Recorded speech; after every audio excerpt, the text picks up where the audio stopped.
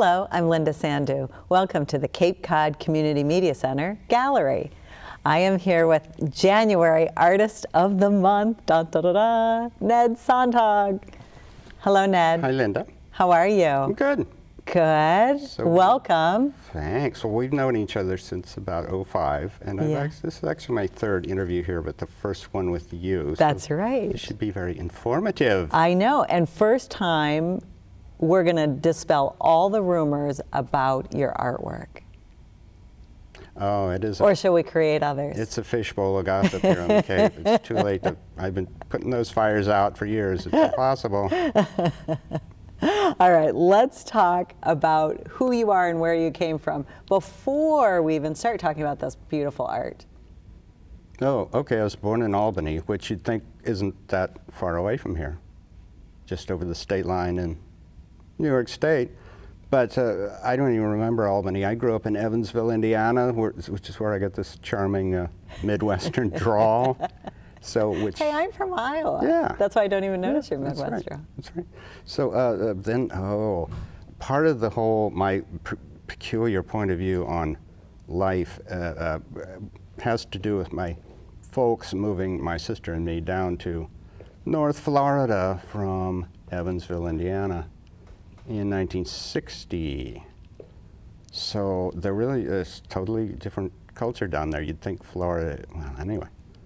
That's where it all comes from. Plus, my dad made the mistake of showing me Mad Magazine maybe in '58 or something. He was in the advertising business at that point. Oh, was he? Oh, well, that's interesting to know. See, I didn't know that about you. So Evansville, one of the major industries was the Mead Johnson Pharmaceutical Company, and they made Nutriment, which was the, they made Metrocal, which was the Slim Fast of its day, and then they made Nutriment, which was like food in a can that you could go in your fallout shelter and have a whole year's worth of Nutriment up on the shelf. So this is the kind of stuff that's going on in my house. My dad, on the weekend, writing ad copy for this crazy stuff. Would feed you Nutriment. Oh, God, I guess we had to taste it. No. My sister had some thing where she had to have bananas in her formula when she was tiny. Who knows? Guinea pigs, you know. All right. The space age, the new frontier. Flash forward. Yes. When did you become interested in drawing or art, or were you always? My granny, my dad's father was an abstract expressionist painter, had a gallery.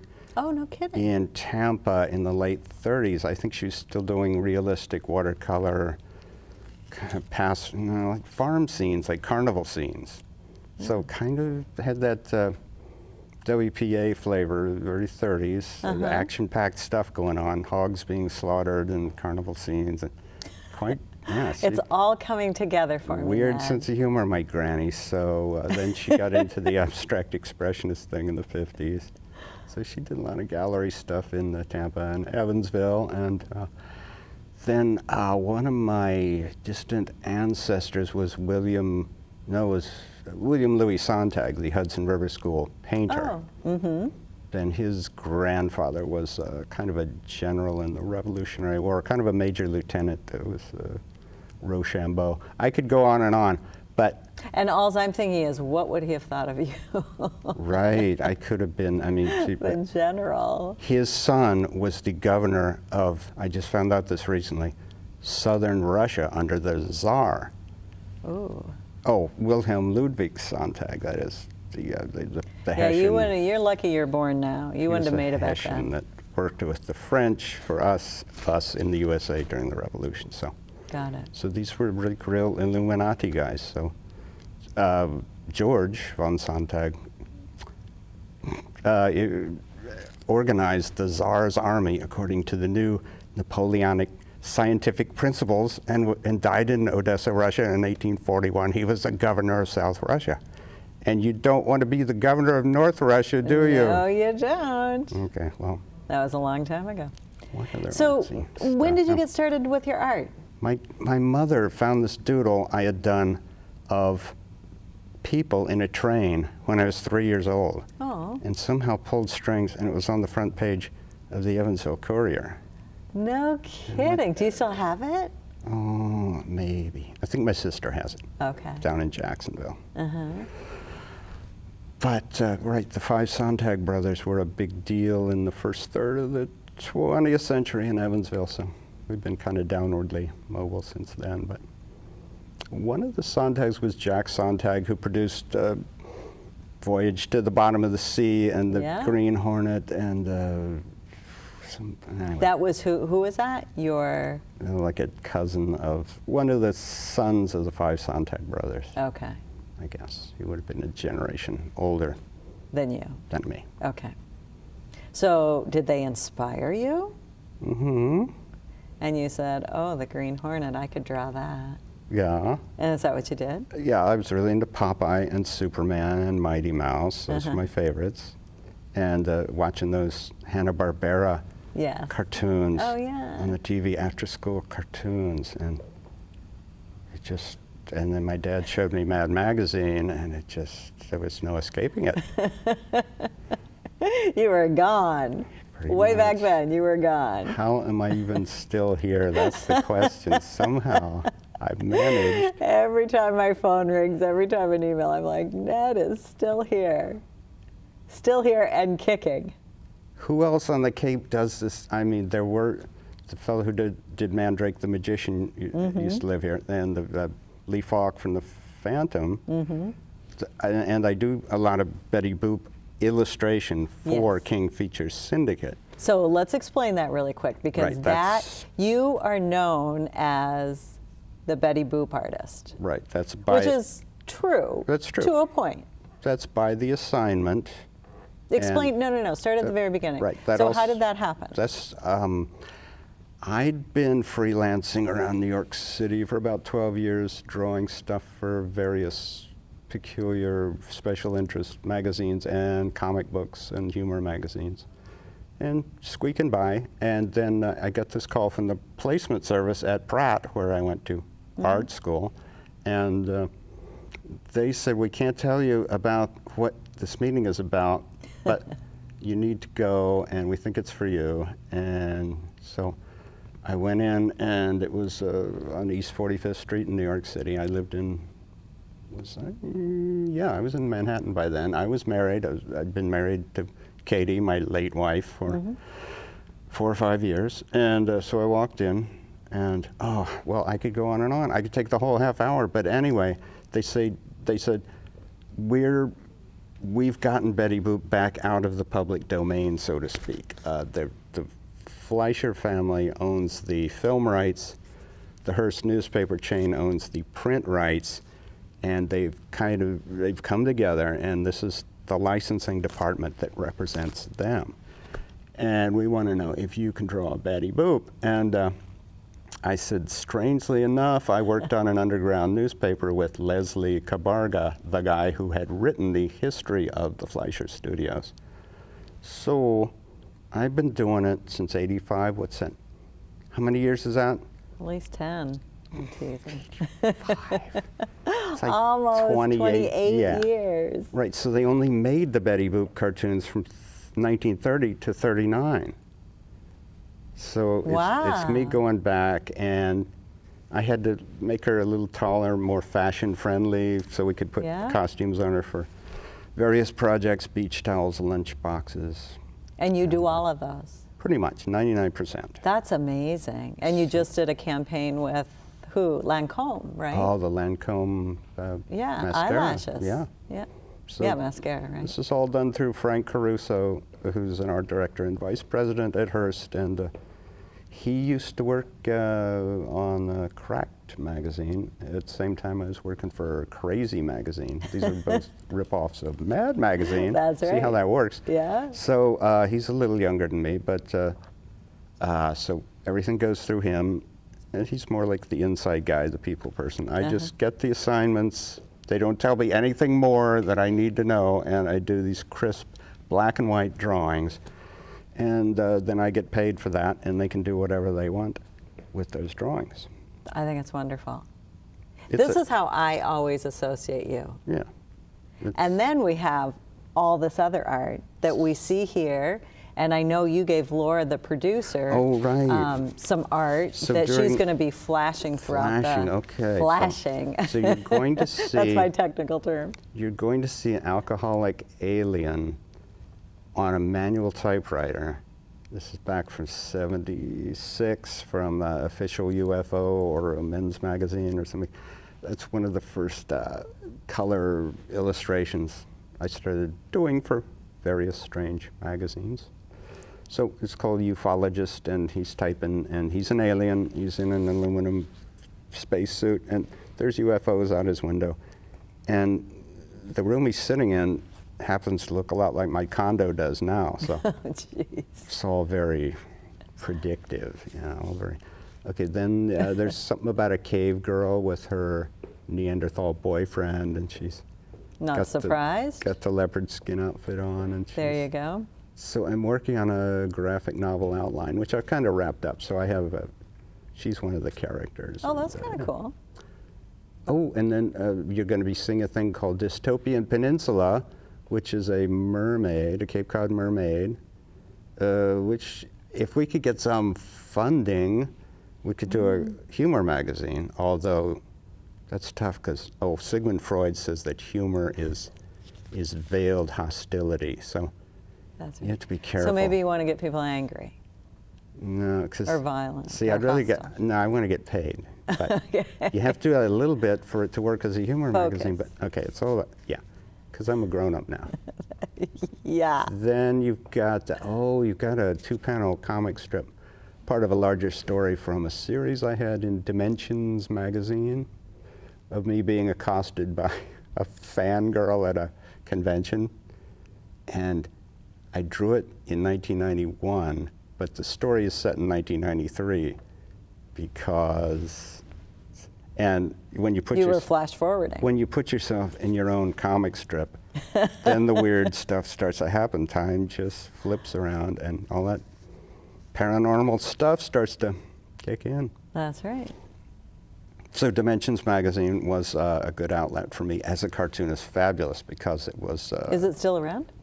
It's online. It's a big deal online. Oh, but, is it? Okay.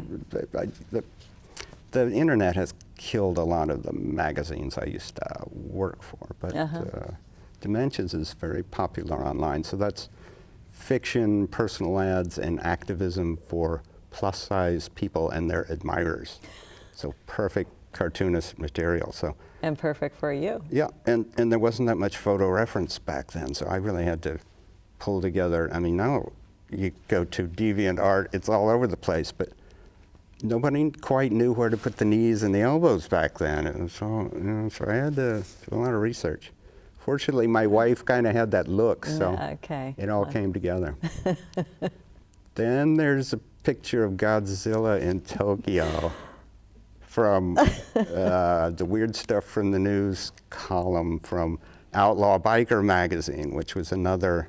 I've seen those of yours. I worked for these classically American subcultural, and this might be a good moment to take off. Hot? See, because... You look a little pale, I gotta say. Oh, well, yeah, that's clown makeup. I didn't know you had makeup on. I'm in character as Cranky the cartoonist. This might be a big thing. You know, there's party clowns, there's caricaturists, and then there's art teachers. So I could be going like to the Sweet 16 parties and the bar mitzvahs. No, you can't. And I could be the clown, I could teach the art, or I could draw the caricatures. I mean, it's really... All right, so... Okay. Adult parties only, Ned. All right, so we got... Thank you. We got weird stuff. That's done on coquille board, which is a textured board. You draw it normally as you would on the light table with pen and ink, brush, rapidograph, all that. And then you take a black like a black Prismacolor and shade it.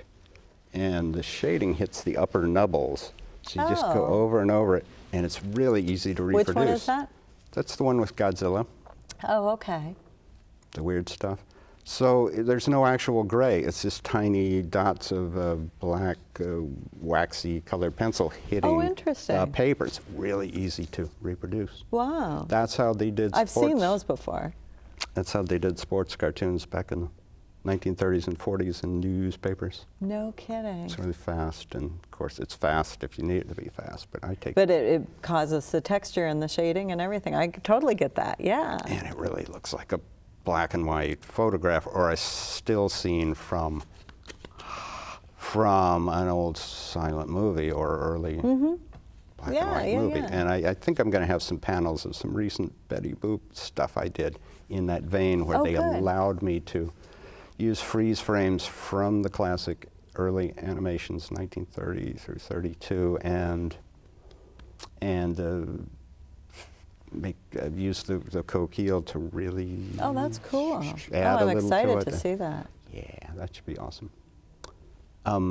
Next, there's a cover for Paranoia magazine with the aliens in the bathyscaphe of the reptiloid Antichrist, which has the reptiloids and their little half-human hybrid baby, and they're coming up the pole, through the hole in the pole. You know how those reptiloids, they travel from the center of one planet to the other and then go up the holes in the poles. You know. Hole in the pole. Hole in the pole, yep. That's what that is. And then there's a long illustration, I think also in coquille board, from Cape Healing Arts, our local magazine. There you go. Yes. From '04, illustrating article by my pal Dana Eilers about, she wrote Pagans in the Law and did got a lot of law established in the Midwest around St. Louis in divorce custody cases when one parent would be a fundamentalist and one would be a pagan. In the old days, automatically the judge would say, okay, the fundamentalist gets the kid, but often it was, well, anyway, so Dana established a lot of that law, and she organized all the pagans in St. Louis, and they have a yearly festival, and they have charity stuff, and now they're all beloved local characters. There you go. So, another classic American edgy subculture I've tried to bring into. That's what I feel destiny put me on the Cape. I was just going to say that. Because you really don't belong here. Well, true, but I socialize with many different generations. And you have a ton of friends down here. Yep. So you really do belong here. You know, I'm only teasing you. And there's a lot of different art scenes here, and Facebook has been really good at kind of bringing them together, but I've done my best to introduce these various groups. And you go to art openings and galleries, and you're very active in the community, which is a nice thing that you do. Yep. A couple of the really good things are the Big Collage Art Collective, and I gotta give a nod to this Susan R. Danton gallery. She's into a sort of imagery that I relate to, and Susan's wonderful. She did a show here several months ago. It's allegorical, it's figurative, and it's mythological. That's right. So I love that stuff. And I think your art inspires people. That blue mermaid of hers looks a lot like I agree. some of my mermaids. I know. I know. So let's talk a little bit about the show you're going to put on. This all is going to be there, along with the ones that you've read off. Talk about what experience do you want people to have? Are you going to do like a huge collage, or are you going to have like 10 paintings or 10 sketches? Or we've got to discuss. You guys have little wall hangers. Do we drive nails into the walls? We just hang it at wherever you want. I know, because Scotch tape, tacks. John Sullivan has all that stuff. I mean, I can just keep bringing it in from my closet. And that's what you got to do. I could fill at least a couple of corridors with stuff, and I've heard the foot traffic's very good. It is. So. And you're having an opening? I am having an opening. Yes. So I guess I think I have to rush over to the Arts Foundation of Cape Cod and pay my dues, which I should have paid in November, so I can get my notice onto the weekly Voice of the Arts. Oh yes, good idea. And get a good mix of people to the opening. But also the nice thing about being here at the Media Center is that we're open 9 to 9, Monday through Thursday, 9 to 5 Saturday, Friday, 9 to 5 Saturday. People can come in and see your stuff Yep. all month long. How's our time doing? We're fine. Okay. We have, there's a picture of me in the future, again, with a long gray beard. I'm in the office of Eddie Schneider, who was sort of interested in, a little bit, it's the most beautiful rejection slip you've ever seen. He was kind of interested in representing my graphic novel outline, except that I would have to do a whole other draft. It's like 300 pages of stuff. I mean, but then a certain local book chain went out of business, and so his agency does paperbacks which deal with the True Blood show on HBO is one of their things. That kind of sci-fi, mystical, pop culture stuff. So. Good. That picture of me, with my character Dementia, who is a plus-size super heroine, and we're in Eddie's office, and he's like saying, well, anyway. He's saying it's not working. He's saying, well, you'd have to make a few adjustments in your outlook, and we're like rolling our eyes, saying, yeah, that's exactly what we don't want to do. Okay. Oh, so I think the 9th thing is really old. That's from Creative Computing magazine. I had a serial comic strip in Creative Computing magazine.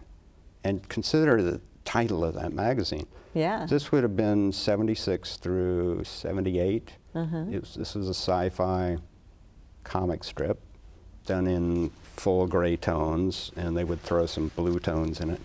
And I had a permission slip from Isaac Asimov to use one of his place names, and I still have the postcard. And so I keep seeing word balloons and situations popping up from that comic strip in stuff on the Sci-Fi Network and Fox even today. But that's fun, isn't it? Yeah. So the geeks, they didn't have the internet back then. All they had was magazines and conventions. That's right. That's right.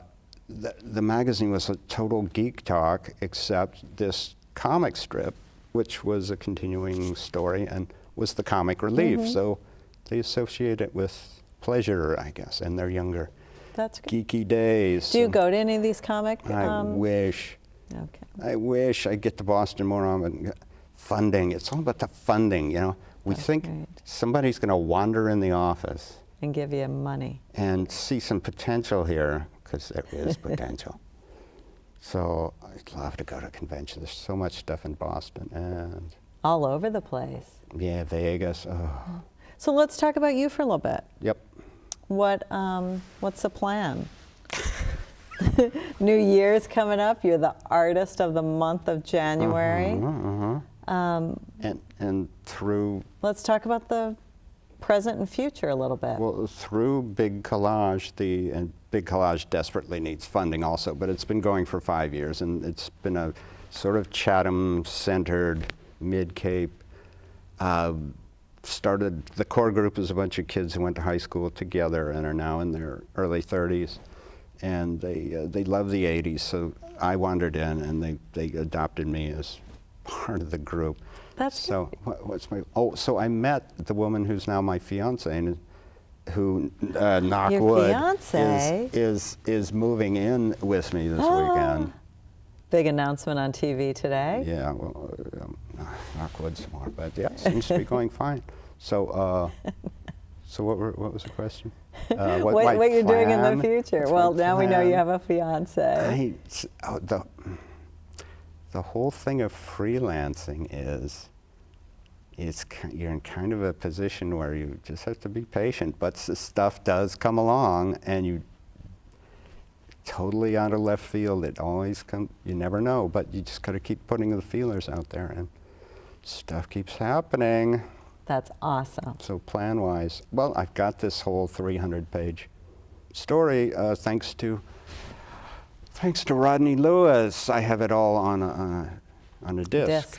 And so that's the first draft. It's a big messy thing, but it's some of that. It's exciting. Some of that script is quite poetic. Some of those pages of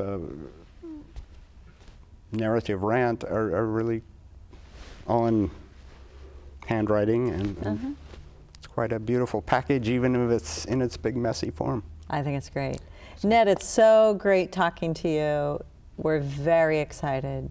You're going to be having all your art all over the place at the Media Center the month of January. I am. Congratulations. Thanks. We love having you. Thanks, My Ned. pleasure. Thanks. Thank you, Linda. I'm Linda Sandhu. Thank you for joining us. We'll see you next month.